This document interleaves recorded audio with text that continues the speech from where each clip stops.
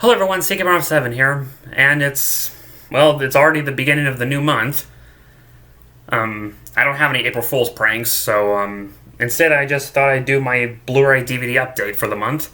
If you're all wondering, again, for Heroes for Villains, I know it's a slow progress, but school's been busy, and given this is the final month of the semester, I'm going to be really busy, since finals will be coming up in a few weeks, so I'm going to have to prepare myself for that. But no worries, I only have I think I have 4 fights still to finish. I've started on one of them. But hopefully, if it doesn't come out this month, it'll probably be out in May. At least, I hope it will. Can't promise that, but like I said, life just got a touch busier for me. With that all said, I have quite a few new stuff that I got. There were quite a few deals this past month, so... Right, so let's get on to it. First up is a DVD I picked up, and apparently this DVD is getting close to being out of print, so I got it on eBay for a cheap price, and that is Animal Farm from 1954. I never read the original George Orwell novel. I just know this is mostly faithful to the book, with the exception of the last 5 minutes, which apparently that one change made this a very controversial movie at the time, thinking it as, I guess, communist propaganda or something like that. But yeah, I really like this movie. I think it's very underrated, and it's very interesting to look at, so definitely can't wait to revisit this. I kind of hope this would get a Blu-ray someday. Maybe even Criterion could put it in their collection. They definitely need more animated movies in their collection. Speaking of animated films, I only picked up 3 animated movies this month. 2 of them being these 2 classics that took me forever to get a hold of. The first 2 Shrek movies. The only Shrek movies worth owning, although I don't think I ever saw Puss in Boots. I hear that one is decent, but yeah, I did not care for Shrek 3, and Shrek 4 was just kind of, honestly, mean-spirited from what I remember. But the first 2 Shreks are classic. I prefer Shrek 2 over the first Shrek.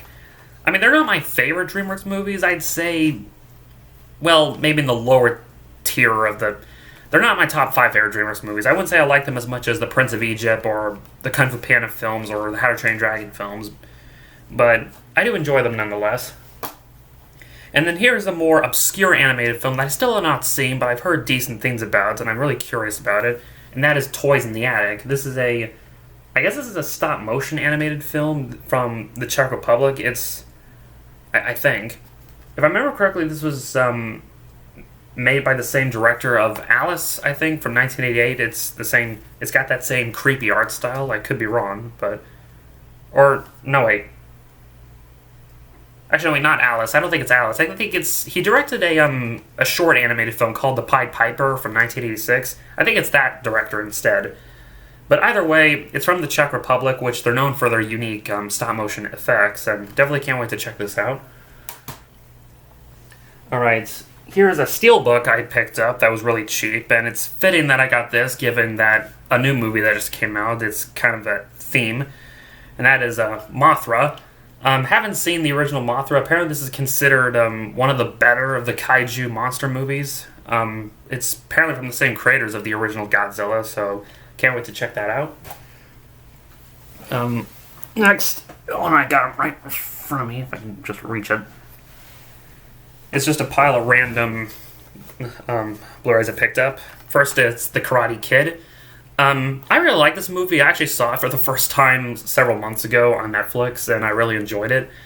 I hear the sequels aren't very good, and I still need to watch Cobra Kai. I've heard nothing but great things about that show.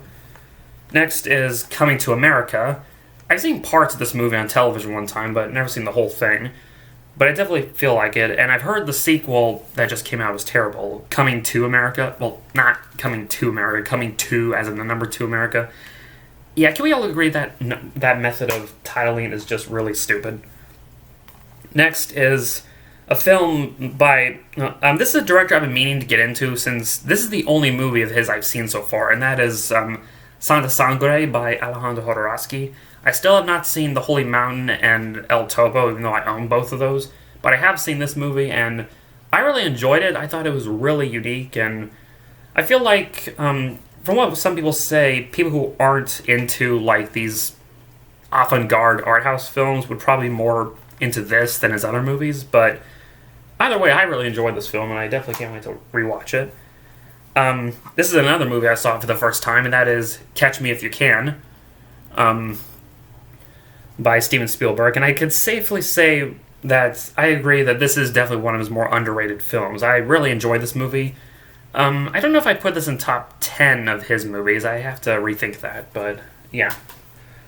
I still need to see Minority Report. That's another film that he did that came out that same year that I haven't seen. Next, we have Friday Night Lights. I just picked this up at the $5 bin at Walmart. And you know what I really hate? Does anyone hate it? Those bins at Walmart where they just pile Blu-rays and not stack them away? That's neat, because as a result, I don't know if you can see, but it's got a crack on the case. Yeah, I just hate it when they just throw them in on a random pile. They just break too easily doing that. But, I think it's like Dollar Tree that stacks them better. That's in a row where you could just flip through them. And so yeah. But haven't seen this movie, and I haven't seen the show that's based on it, but I'm interested in checking it out. Here's a movie that I've only seen parts of, but Sin City. Yeah, I still need to see the whole thing of this movie, but from what little I saw, I was really interested, so can't wait to check that out. These next two movies, not only did they come out in 2009, they're considered two of the best movies from 2009, and they both ended up on Your Movie Sucks favorite films in 2009. One of them being The White Ribbon by Michael Haneke. So now I have two films by this director that I still haven't seen, this and Amour, but definitely need to get on that. Next is The Secret in Their Eyes. Can't wait to check this one out. It just seems really interesting, an Argentinian movie. Best foreign language film of that year. Next is The Hunt by Thomas Vinterberg. I still haven't seen, I haven't seen this one, but I also have not seen his recent film, Another Round, which I've heard is really good, so yeah. Next is Enemy. This was the only Denis Villeneuve movie that I was missing, or at least as far as his films you can get physically. His first three movies you can't get on DVD or Blu-ray, just, yeah. Starting with Incendies and onward, you could get them on Blu-ray, which I do now have all of them, so I definitely plan to binge-watch his movies before Dune comes out, which I'm definitely psyched for that.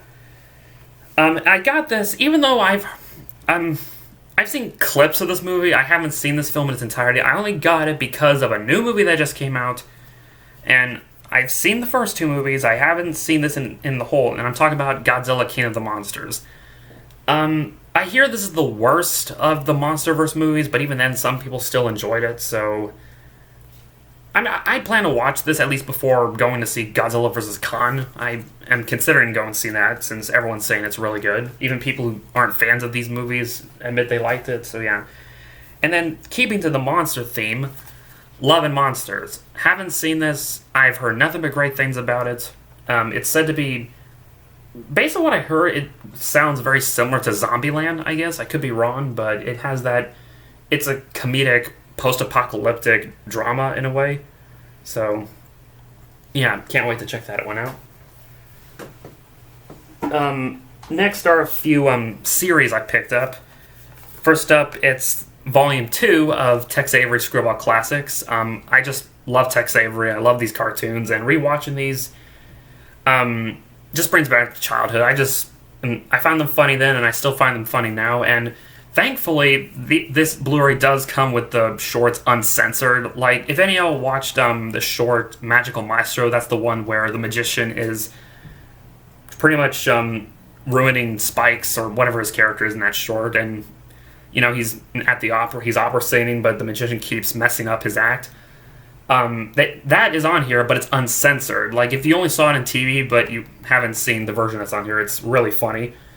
But love Tex Avery. Those are shorts that sadly would not do well today because of this PC climate we live in. Next is Jesus of Nazareth, the complete miniseries.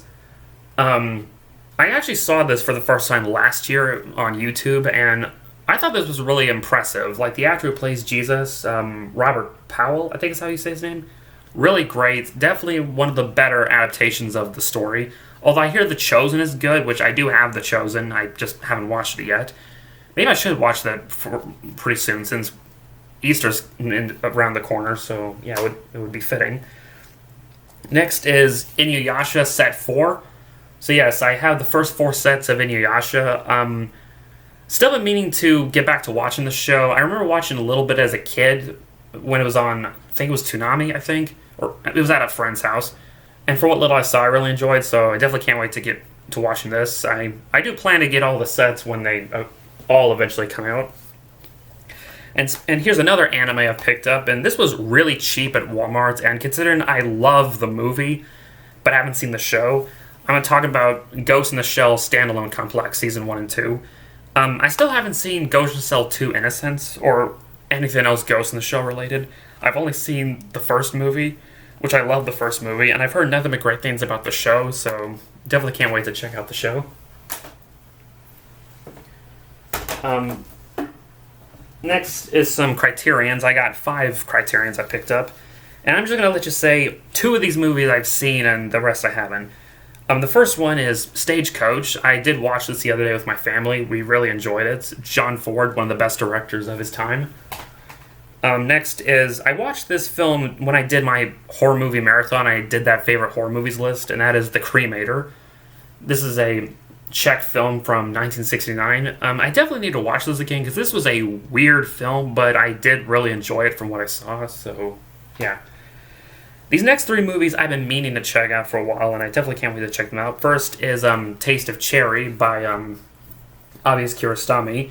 So I have 2 movies by this director, this and Certified Copy, and apparently this is considered one of his best movies right here, or at least some of the YouTube critics I follow give this a 10 out of 10, so definitely can't wait to check it out. I understand that his films tend to be more slow, so just gotta know that going in. Next is Amores Perros.